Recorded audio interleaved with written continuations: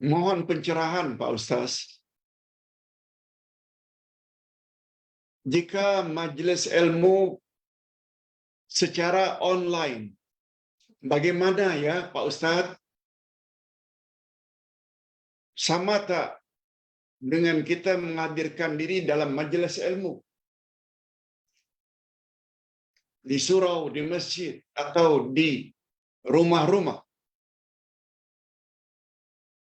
Bagaimana dengan kelas online yang kita boleh ikuti di rumah lagi? Hadirin dan hadirat, majlis ilmu tak semestinya di rumah, tak semestinya di masjid. Nabi hanya menyebut dalam hadis sahih, "Man salaka tariqan yaltamisu fihi ilma, sahalallahu lahu bihi tariqan ilal jannah." Siapa bersungguh-sungguh pergi ke majlis ilmu, niscaya Allah akan permudahkan baginya jalan ke syurga. Apalagi mendapatkan ilmu hari ini, cukup dengan menekan beberapa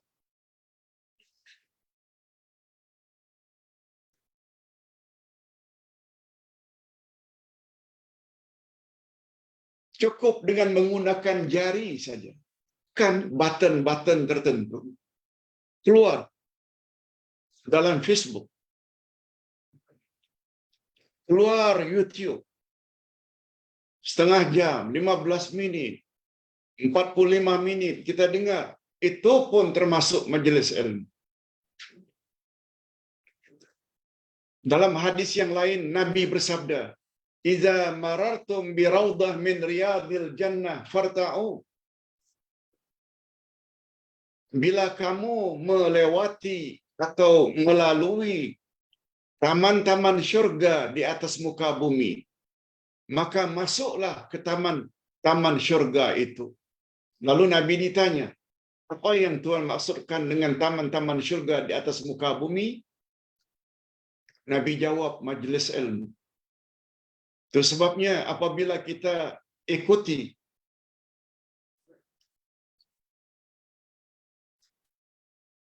forum perdana di dalam televisyen, dengar forum perdana melalui radio, buka Facebook selama 1 jam, 45 minit, setengah jam, majelis ilmu. Ia termasuk ke dalam majelis ilmu yang ganjarannya Allah akan memudahkan baginya jalan ke syurga. Cuma sedikit tambahan. Siapa yang berjalan menuju ke majelis ilmu, niscaya Allah Subhanahu wa taala akan mudahkan baginya jalan ke syurga. Cuma kata ulama hadis, jalan ada 2 jenis. Jalan ada 2 jenis. Ada namanya tariqun haqiqiyun, jalan yang hakiki. Kita berjalan, melangkah, pergi ke majelis ilmu.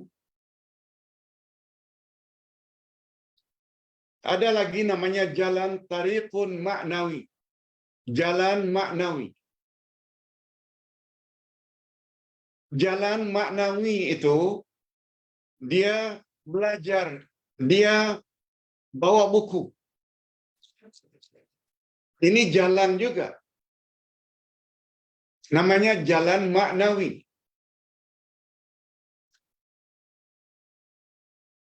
Dia mengikuti majelis ilmu walaupun di rumah secara online. Tapi dia pegang pensil atau pen dengan buku catatan. Catat. Ini juga tarik, yaitu jalan maknawi.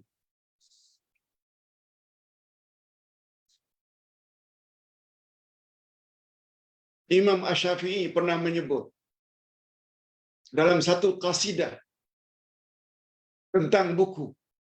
Apa kata Imam Asy-Syafi'i? Kitabi, oh my book, wahai kitabku. Antas sadiqul wafi, engkau adalah temanku yang sangat setia.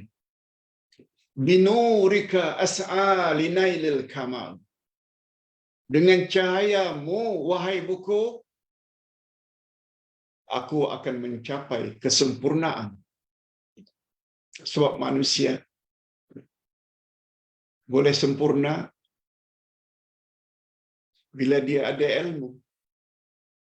Dan ilmu itu dengan membaca. Iqra bismi rabbikal ladzi khalaq. Coba lihat betapa Islam mengambil berat bab membaca sampai-sampai ayat pertama yang turun kepada Nabi untuk mengangkat beliau sebagai Rasul adalah Iqra. Diulang berkali-kali. Jangan malas membaca. Al-ilmu, kata Nabi, al-ilmu bitta'allum. Ilmu itu hendaklah dengan belajar. Dan belajar tak semestinya menekuni majlis ilmu dengan datang ke masjid, ke surau. Tak. Duduk di dalam rumah, buka saja internet, buka saja Facebook. Kita dapat dengar dan bertambah ilmu. Subhanallah. Dalam dunia yang serba canggih ini, untuk mendapat ilmu sangat mudah bagi yang mau. Bagaimana pepatah orang tua-tua, bila hendak 1000 daya, bila tak hendak 1000 hela. Susahlah nak datang. Saya tak ada masalah nak pergi ke surau, ke masjid. Nah, sekarang ada kelas online pun juga jawab tak ada masa. Itu maknanya, kalau sudah tak hendak, dia akan keluarkan 1000 hela.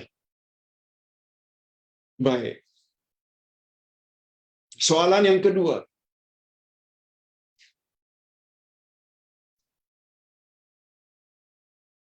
Saya dapat WhatsApp dari kawan-kawan Pak Ustaz. Apa pendapat Ustaz tentang apa yang diperkatakan tentang Coca-Cola dan Pepsi-Cola adalah arak? Dia bawa satu posting pengalaman seseorang yang ditugaskan untuk menyamar sebagai beragama Kristian. Askar. Kalau tak salah, Angkatan Laut. Lalu dikirim ke Vatikan. Begitu bunyi posting. Lalu saya berdoa pada Allah supaya jangan saya mati dalam keadaan saya ingin menyelidiki. Sampai di Vatikan dia diangkat menjadi anak angkat seorang pendeta. Dibawa tiap hari ke gereja. Singkatnya, pendeta tersebut cukup gembira karena ada orang Melayu memeluk agama Kristian. Dia tak tahu bahwa saya ini sebenarnya pura-pura saja karena ingin tahu apa sebenarnya praktik orang-orang Kristian. Ringkas cerita, bapa angkatnya pendeta berkata, cara untuk merosakkan orang Islam hendaklah mereka supaya diberi arak yang dapat merosakkan. Beri pemakanan, minuman yang dapat merosakkan Islam mereka. Beri makanan-makanan yang haram itulah membuat mereka akhirnya tidak kuat beragama. Lalu, satu di antara perkara yang boleh merosakkan akal adalah arak. Mereka tahu umat Islam sangat anti dengan arak. Oleh sebab itu, mereka buat satu taktik supaya unsur-unsur arak itu ada di dalam Pepsi Cola dan Coca-Cola. Pepsi Cola dan Coca-Cola itu pada hakikatnya adalah arak. Kata posting itu. Menurut pengakuan seorang yang menyamar dari kalangan orang Melayu beragama Kristian pergi ke Vatikan. Ini ditambah lagi dengan statement pendeta-pendeta yang memeluk agama Islam keluar dari Kristian membuat pengakuan yang sama bahwa Coca-Cola dan Pepsi itu sebenarnya arak. Yang ditanya ini, apa pandangan Ustaz? Ustaz tak berani memberi apa-apa komen, tak berani. Sebab itu bukan dalam ilmu Ustaz. Tapi kalau berita tersebut, pengakuan daripada pendeta Kristian yang memeluk Islam, sama dengan apa yang orang Melayu tadi menyelinap, ingin mengetahui dalaman dan taktik kotor orang-orang Kristian. Kalaulah itu benar, memang sangat wajarlah supaya umat Islam jauhi Coca-Cola dan Pepsi Cola. Apalagi kalau tidak salah, produk tersebut memang datangnya dari Israel. Na'udzubillah min dzalik. Ustaz hanya mampu komen itu. Bukan pendapat Ustaz. Cuma Ustaz dapat berita seperti itu. Hadirin dan hadirat rahimakumullah. Dan terakhir, yang ketiga, Pak Ustaz, ada seorang Ustaz mendakwa bahwa Rasulullah sallallahu alaihi wasallam pernah melakukan salat sunat ba'diyah Isya 4 rakaat.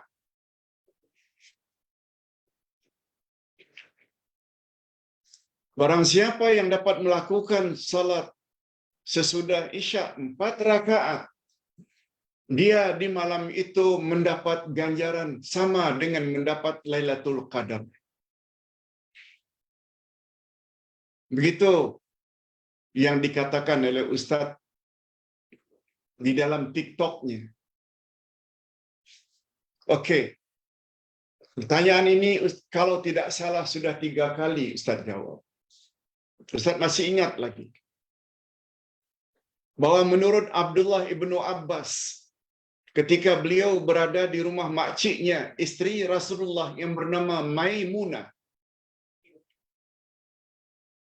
Rasulullah memang salat 4 rakaat setelah selesai Isya. 4 rakaat.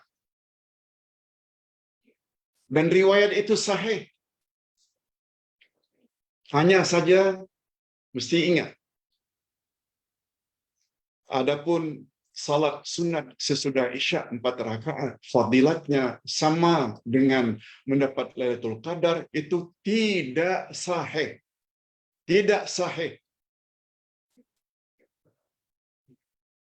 4 rakaat sahih. Buat 2 rakaat juga boleh. Tapi 4 rakaat kita boleh juga buat karena itu riwayatnya sahih. Adapun tentang fadilat 4 rakaat sesudah Isya sama dengan mendapat Lailatul Qadar, itu tidak sahih. Wallahu a'lam.